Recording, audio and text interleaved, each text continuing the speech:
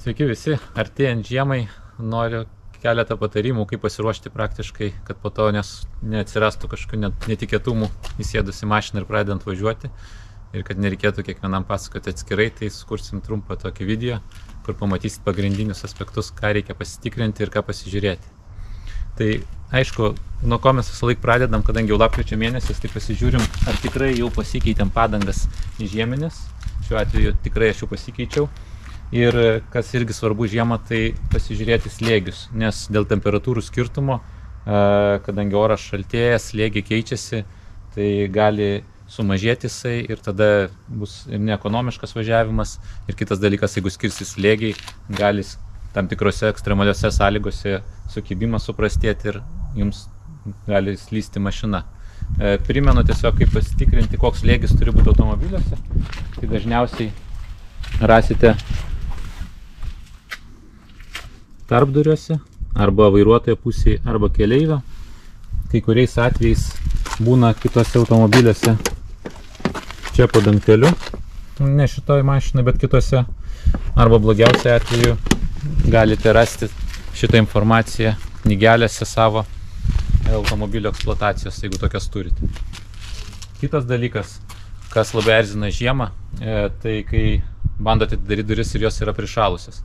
Tai ką mes darome prieš kiekvieną žiemą savo klientams ir rekomenduojame pasidaryti jums, tai išsipurkšti visas šitas gumas specialiu apsauginiu purškalu, arba būna specialūs kartais gumos priežiūros priemonės tepamos, kad nesusidurtumėm su užšalimais.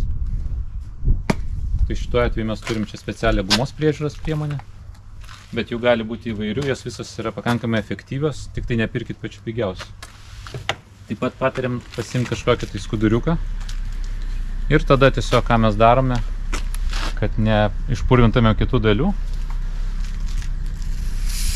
supurškime viską.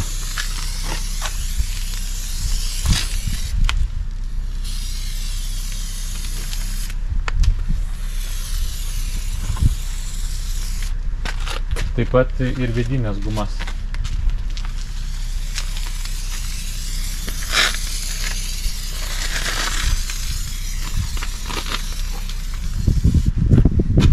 Čia taip pat yra tokie davikliukai, irgi guminiai, tai galim švelniai papurkšti ir ant jų, nes taip pat gali prišalti.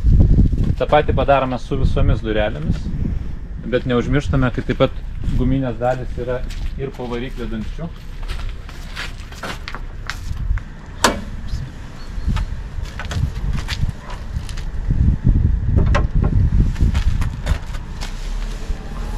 Šitos guminės dalis taip pat purškime, nes gali prišalti ir kai reikės atidaryti, neatsidarys.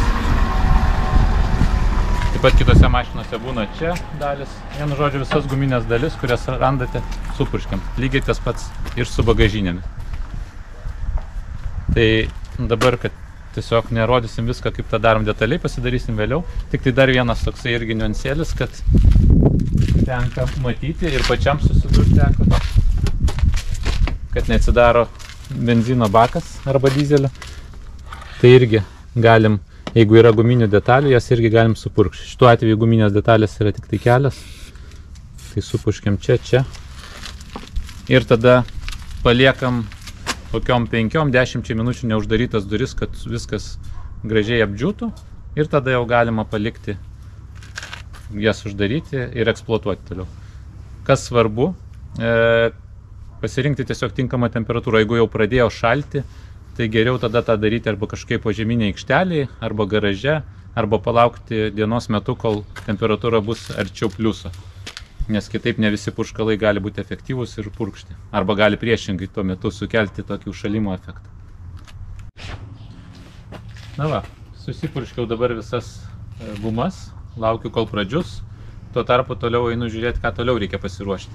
Tai vienas iš svarbių aspektų taip pat žiemai yra pasikeisti kilimėlius iš paprastų medžiaginių į guminius. Kodėl tai yra svarbu padaryti ir aš matau, kad dažnai pas mus to nepadaroma. Vis tiek žiemą yra daug druskų, daug sniego, visas tai nuo mūsų batų persinešamės į saloną ir po to aišku pasišildom gerai, viskas ištirpsta ir bėga į kilimėlius. Tai jeigu tai bus medžiaginiai kilimėliai, tai vienas dalykas, kad prisirinks labai daug drėgmės. Ką drėgmė blogo daro, tai be to, kad šiaip gadina įvairias metalinės dalis, pelėsis atsiranda. Kitas dalykas, tai dėl saugumo ir dėl komforto, mes kai atsisėdam ryte pašalus, tai būna užrasoja mūsų langai ir prišalė iš vidaus. Tai yra pasiekmė to, kad mes nenaudojam, sakykime, guminių kilimėlių, turim daug drėgmės salone ir visą tai persikelia ant mūsų langų, dėl ko mes vėluojam į darbus, važiuojam nenusivalę langus skubėdami, vėl ką padarom, prisišildom, vėl tą pačią drėgmę sugeneruojam į vidų ir tokį turim užburtą ratą. Tai dėl to rekomenduoju visą laiką pasikeisti kilimėlius į guminius ir dar ką padaryti, tai jeigu matot, kad prisikaupė drėgmė žiemą, tai išimti grįžus iš kelionės, išpilti vandenį, kiek ten jo yra ir tada turėsit mažiau tos drėgmės salone ir bus pats salonas švaresnis. Kitas dalykas, dar vienas patarimas dėl pačios drėgmės. Jeigu jau po ilgesnės kelionės pavažiuojat, grįžtat namo prieš pasistatant mašiną, atsidarykit langus arba bent jau duris keletui minučių, kad išpūstų vėjas drėgmę, kuo daugiau drėgmės, tada turėsit rečiau užšalančius langus ir galėsit ryte greičiau atšildyti ir važiuoti į savo darbus ir kitas vietas. Taip, salone mes kaip ir viską pasidarėm, pasikeitėm kilimėlius. Kas dar svarbu yra skysčiai. Nepasakosiu apie techninius skysčius, čia jau labiau gal palikite automobilių servizams, bet ką gali tikrai pasižiūrėti patys ir ką reikia pasižiūrėti, tai langų skystis. Kaip žinot, yra vasarinis ir žieminis ir kai prasideda pirmieji šalčiai, labai dažnai susiduriam su klientų skambučiais, ką daryti, užšalo langų skystis, nebepurškiant langų ir panašiai. Tai tokiais atvejais mes tada turim tą automobilį vežtis pas mus, arba jūs turit važiuoti kažkur į požeminės šildomas aikšteles, palaukti tam tikrą laiko tarpą ir palaukti, kol atšils ir tada užsipilti žieminio skysčio. Tai šituo atveju tą ir padarysim, užsipilsim jau žieminio skysčio, vasarinė aš viską jau išpurškiau. Vėlgi patarimas tik tai, kad naudoti kokybiškesnį skystį, nepirkti pačią pigiausią. Dėl to, kad jums gadins įvairias guminės detalės, taip pat valytuvų šluoteles.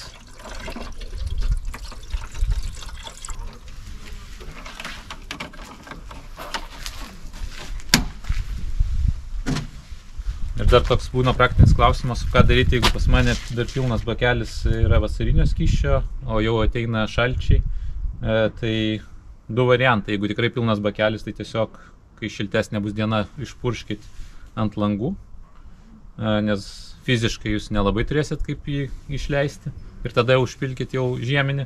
Jeigu ten yra likutis, ten ar pusė bakelio, tai tada yra koncentruotas langų skystis, kurį galite supilti, jis tada atsiskies su vasariniu skysčiu ir jūs jį, kai išnaudosit, jau po to galėsit užsipilti normalaus skysčio. Tai tokiu atveju išvengsit to užšalimo ir to pačiu išnaudosit tos likučius ir galėsit jau pilnai jį atsinaujinti. Kai pabaigiam su skysčiais, reikia dar nepamiršti aptarnavimo vieną pasidaryti, tai jūsų akumuliatorius. Ir, kaip sakant, būna po to siurprizų, kai ateina žiema, pirmi šalčiai ir staiga vakar važiavo, čia nebeužsiveda. Tai prieš žiemą yra patarimas visą laiką pasikrauti akumuliatorių. Jeigu turite galimybę pas save tą padarykit, jeigu neturite, tada nuvežkite į artimiausią servizą, kuriame aptarnauja jūs ir padarykite tai. Nes vis tiek žiemą energijos poreikis, tas pradinis yra daug didesnis negu vasarą. Ir net jeigu vasaras viskas buvo gerai ir važiavot ir užsivesdavot bet kokiom situacijomis, tai žiemą taip nebus. Na ir paskutinis turbūt dalykas, bet vienas irgi iš svarbiausių. Kadangi artėja tas šlapesis ir atėjo jau šlapesis sezonas ir bus daug kritulių, sniego, lietaus ir panašiai, tai kas mums dar yra svarbu, stiklų būklė ir valytuvų. Pasižiūrėkite, ar jūsų gumytės nesuplyšusios. Taip pat matote, kai pradėsit valyti langus, ar nėra kažkokių ruožų, ar viskas nusivalo iš karto. Jeigu ne, tai pasikeiskit valytuvus. Praktinis vienas patarimas. Kadangi daug šiuolaikinių automobilių yra su ta vadinama automatinė valytuvų funkcija, kurią mes dažnai naudojame, tai vasarą, kol nėra šalčio, tai yra labai puiku, patogu, bet žiemai rekomenduoju ją išsijungti dėl vienos paprastos priežasties, nes turbūt pastebėjote, esate susidūrę, kad kai užšąla, labai dažnai užvedam automobilį, kadangi yra kažkokių kritulių, sniego ar panašiai ant lango, valytuvai automatiškai pradeda judėti. Ir kas atsitinka dažniausiai, kad jie būna dar prišalę, tai arba gumytės atplyšta, arba jos susibraižo ir ką tik buvę nauji valytuvai tampa nebetinkami naudoti. Tai tiesiog patarimas būtų išsijungti auto funkciją, geriau rankiniu būdu tą naudoti ir tada ilgiau išsaugosit valytuvus sveikus ir savo stiklą švarų. Kitas dalykas apie švarą, tai svarbu ne tik išorinė stiklo švara, bet ypač žiemą, ypač tamsių paros metu labai matosi, kad kai atsisėdam, nusivalom, vis tiek kažkokių tai atspindžių atsiranda, tai iš vidaus išsivalyti stiklą, arba patiems, arba nuvežti į plovyklas, nes tai irgi labai pagerins matomumą, kas labai svarbu šiuo periodu ir bus daug komfortiškiau važiuoti ir daug saugiau tiek jums, tiek kitiems eismo dalyviams. Na ir pabaigai dar toks vienas populiarus klausimas, jau daugiau ne apie pasiruošimą, o apie automobilio eksploatavimą ir plovimą žiemos metu. Ar plauti automobilį, ar neplauti visgi. Tai mano patarimas yra plauti, tik tai ne tada, kai yra dideli šalčiai, o sulaukti tokios artimesnės nulių temperatūros ir rankinę plovyklą, jeigu turit galimybę, arba jeigu neturit, tai nuvežti tiesiog į plovyklą, paprašyti, kad nuplautų išorę ir ypatingai apiplautų kiek įmanoma arčiau dugno, arkas, ten, kur prisirenka daugiausiai drusko. Nes iš principo mes plaunam ne dėl to, kad jisai vizualiai gražiai mums atrodytų, o tam, kad prailgintume kėbulo tarnavimo laiką ir nuplautume druskas, kurių tikrai mūsų žiemos sezono metu yra daug. Tai nereikia plauti ten kasdieną, gal net ne kas savaitę. Tiesiog jeigu matote, kad geresni orai ateina, tai tiesiog nepatingėkit, skirkit ten keletą tų minučių, kad ir, sakau, į savitarnos plovyklą tiesiog paprastu vandenį nusiplaukit apačią, arkas ir jūsų automobilis tikrai ilgiau tarnaus, ilgiau bus švarus, nesupuvęs ir mažiau korozijos turės. Tai tiek būtų šiam kartui patarimų. Jeigu kažkokių klausimų kyla, rašykit komentaruose. Taip pat galite rašyti asmeniškai mums, Ice Guys, ir saugiai važinėkite.